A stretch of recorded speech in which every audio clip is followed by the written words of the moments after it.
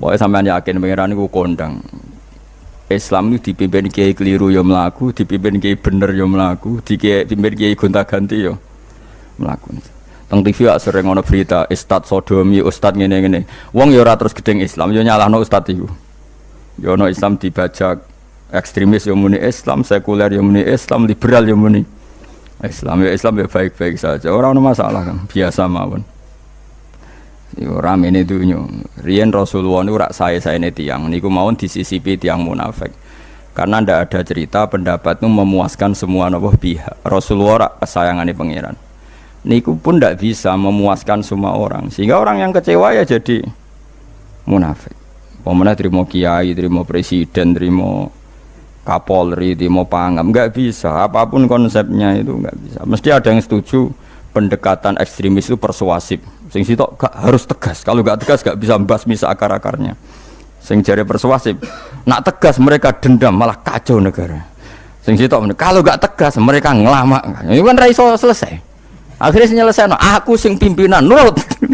Akhirnya sing pendapatnya gak digo nurut yo nurut mergo dipecat tapi terus balelo sithik. Balelo napa? Sithik-sithik. Masjid ge ngoten nasibe, kiai ge ngoten. Kulo nak di murid kuatah, di santri kathah sing kiai ge kathah. Wono kiai niku sowan kula, Gus, masjid itu ape nganakno zikir Ramadan. Dadi 24 jam full mulai bar subuh sampai sahur. Saking semangat ibadah Ramadan. Terus ibadah ning dia muni takok, ya teng masjid. Dadi masjid itu ben makmur, terbaik masjid makmur. Tak omongi. Lah apa ngarit itu ora ibadah. Apa dadi satpam mergawe iku gak ibadah. Apa nyupir angkot golek nafkah ibadah, kiai kok goblok kira karuan aja muni ngono. Astagfirullah, iki ora urusan iku, Gus.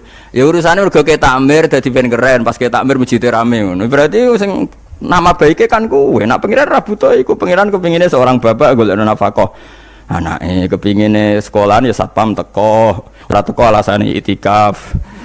Kepingine pangeran ya bis sing tetep jalan, dadi wong sing nyetop iku ana bis aja kok mandek mergo itikaf ayo mending ngono. Kecewa lho. Wis bae ku piye dicapik ra dukung. Padahal mek kula yo nyucup yo hormat tapi tetep gremeng mergo idenya enggak keturutan. Ya kula yo ngerti rai-rai ngono ku yo biasa wae cara kula biasa. Tapi suwe-suwe yo sadar den. Bareng ngajak wong ora gelem akhirnya sadar. Jebule ngandel jeneng nganggo sembang kula yo suwe wong luwih ngandel aku timbang kowe. Lah bento tapi ngandel kowe ya. Wong aliran sesat ta.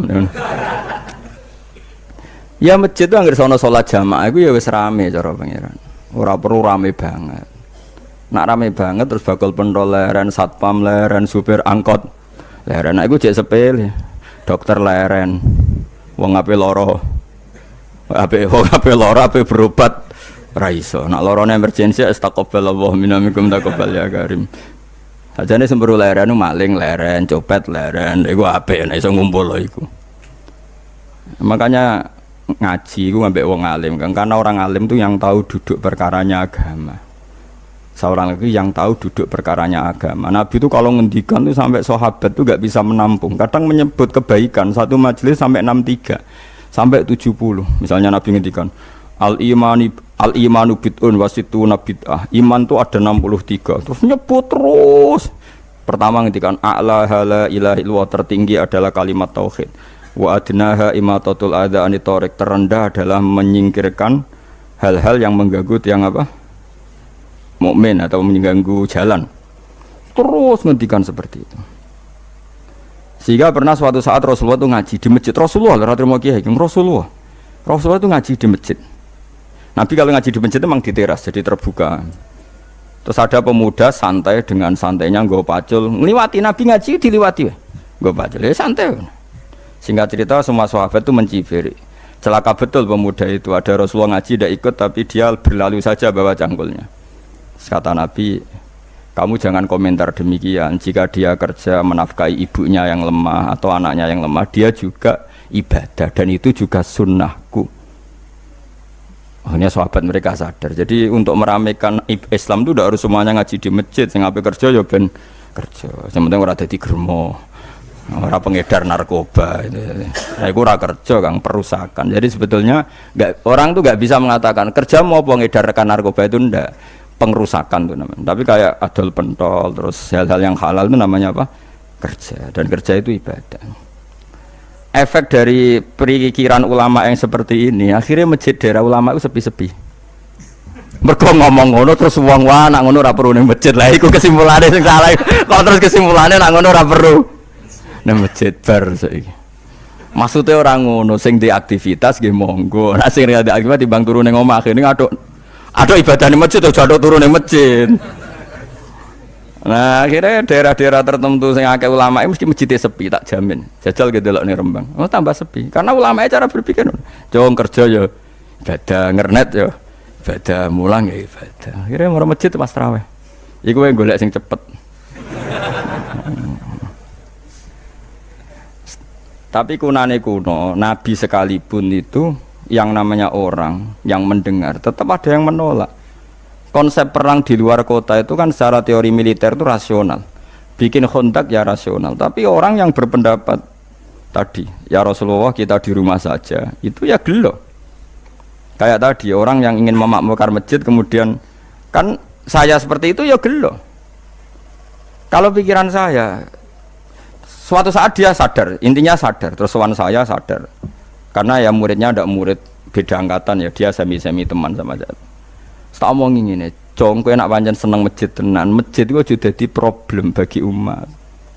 Misalnya gini, aja sampai kenapa ora nyupir angkot demi nak mirno masjid, kenapa ora tugas satpam demi makmurno masjid. Berarti masjid ini menjadi problem penghalang dari sistem sosial ekonomi. Kowe seneng masjid darani problem, kowe seneng masjid dianggap kambing hitam. Ya sudah, sholat jamaah saja, sholat jamaah di masjid. Terus yang nganggur-nganggur ya ke masjid. Tapi kalau yang sibuk ya monggo, asal itu halal ya ibadah. Ketika Nabi setiap aktivitas muslim asal halal itu apa? Ibadah. Makanya kita harus. Nah, tapi kan pendapat seperti ini itu kan kadang dibantah juga. Tapi ke Ramadan Gus tahun pisah, mosok ngunjina ra setuju. Tak bukti kalau dia hadun nafsi tak tes. Ya wis aku setuju, syaratnya ketuane takmir ra kowe. Dadi masjid rame pas kowe ra ketua takmir. Isen deh karena dia ingin punya prestasi. Berarti sawang wow pas dia ketua takmir hadun nafsi enggak? Hadun nafsi pasti dia itu cari. Ya jajal pengajian sing gede-gede. Mereka pengurus takmirnya kepengen pas era ini yang tahu pengajian geden. Pas gak pengurus takmir terus ada pengajian geden. Wah po rame-rame bareng. Padahal orangnya sama. Nah itu ulama itu tukang ngomong seperti itu, mungkin menyakitkan, tapi ulama itu terus ngomong seperti itu supaya agama ini dibawa berdasar ikhlas, bukan hadun nafsi, bukan kepentingan pribadi. Tapi tentu ulama tetap ngomong iktikaf ya sunat baik, kerja ya baik, amal lainnya asal baik ya baik, ngomong gitu terus. Tapi kan mangkal loh akhir ulama, karena bagi pengurus masjid baik itu pas Ramadan ya masjidnya rame. Bagi yayasan yatim piatu amal apa ya dikekno yayasan yatim piatu. Bagi KBIH, bagi travel amal apik ya umroh. Ya ora. Lha tenan kula raguyan. Mana mungkin travel umroh dalil kowe nek ade dhuwit luwih kekno cah yatim, kekno masjid, gak payu travel. Tapi dalile al umroh ilal umroh kafaratun lima bainahuma. Umroh itu yang mengkafaroi dosa. Jadi dan itu kersane Allah, orang macam-macam pikirannya kersane Allah dan baik-baik saja, dunia diokal-akali ini ya baik-baik saja. Allah ya tenang aja tetap sugih. Cuma ulama harus ngomong seperti saya. Jadi karena keterbatasan manusia sehingga yayasan yatim piatu mesti ngomong seakan-akan ibadah terbaik yang nyumbang yatim piatu. Nanti yang di travel ibadah terbaik ya sowan Nabi umroh. Nanti sing jamaah tarekoh ya ibadah terbaik itu tarekoh. Semua dan itu semuanya baik gak masalah, kita tidak masalah. Tapi kalau memaksa orang lain harus seperti itu dan mengkerdilkan kebenaran hanya surahnya gambarannya seperti itu, kita sebagai ulama harus melawan.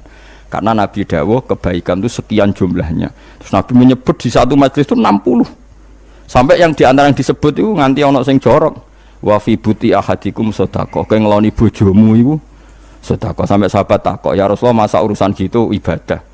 Ayati ahaduna syahwatahu wa huwa alaihi ajrun. Masa urusan kelon itu ganjaran ibadah. Terus Nabi jawab, kata Nabi, "Faqih falawadu'a fi haramin akana alaihi wisrun." Kalau andikan dia meletakkan mental seksnya atau aktivitas seksnya di luar yang halal, apakah itu tidak dosa? Iya ya Rasulullah. Terus kata Nabi, "Wa kadzalika," begitulah kalau diletakkan di halal dia juga dapat apa? Pahala. terakhir Nabi ngendikan takufu syarroka anin nas fa innaha shadaqatun minka ala nafsik. Jika kamu itikaf di masjid tidak bisa, adol pentol tidak bisa, jadi satpam tidak bisa, aktivitas sosial yang menguntungkan orang lain tidak bisa.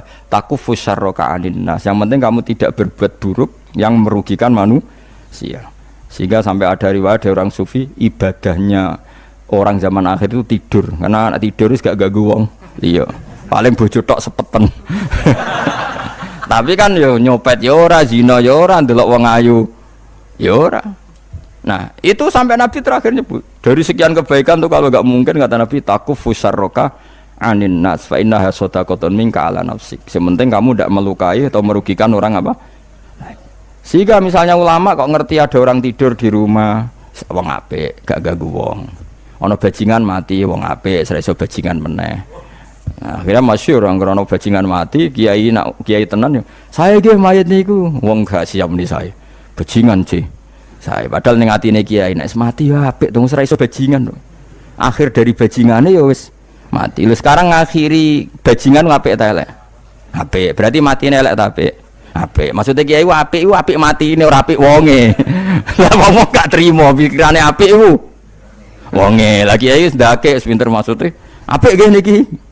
Ngomong keberatan. Ayo mun apik. Ya sesuk kan wedi yo. Nggih apik. Lah itu ilmu. Jadi ngaji ilmu itu orang harus punya kesiapan pendapat meskipun itu kita tidak siap. Wa wasa antakrohu syai'a wa huwa khairul lakum. Pendapat itu meskipun kamu kadang tidak cocok, bisa saja menurut Islam itu ini lebih apa? Baik. Karena tadi kebaikan itu sekian bentuk. Bisa ulang, kebaikan itu sekian apa? Bentuk.